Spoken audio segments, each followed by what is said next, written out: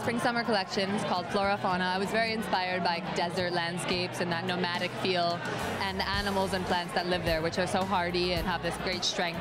And I think our collection is like that. It has a lot of strength. So I focused on a lot of symbols of flora and fauna, like birds, scarab beetles, beautiful cactus flowers and pods, and just really beautiful kind of earthy feel.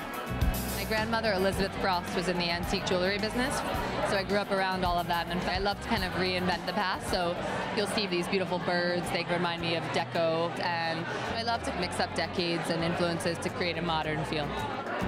One of my favorite pieces is this Victorian-inspired Oculus series, which has eyes, and they're inspired by Victorian miniature paintings from the 1860s.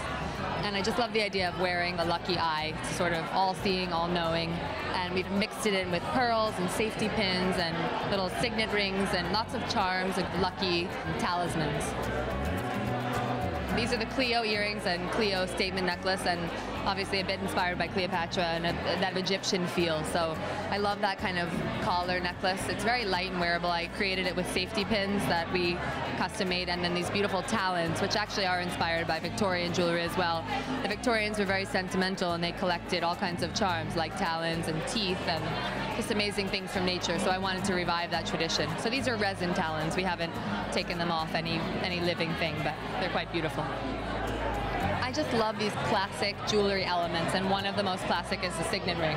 And I thought we could do so much more with the signet ring, not just wear it as a ring. So I made it into a charm first. You'll see it on these earrings. And then I said, let's do a whole chain out of signets. So they're all these interlocking signet rings. And the back is amazing. It's actually a magnetic closure, so the two signets come right together and you don't even see any seam or anything. It's a really modern take on a very classic piece of jewelry.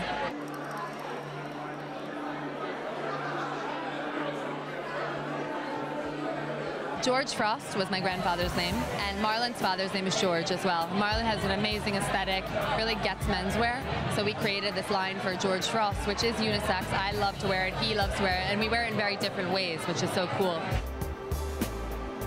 I think the inspiration is just the world. You have a Native American influence, a European influence, a Spanish influence, a South American, Aztec, Inca influence, so it's just a mix, essentially a culture clash. We have a lot of conquistador Spanish etching. So what you would normally see on a conquistador's helmet, that same kind of engraving, we did it in bracelets. We use African trade beads. We have Native American hand-wrapped 50-50 necklaces and bracelets. We took a lot of influence from a lot of different cultures to mash up a lot of things.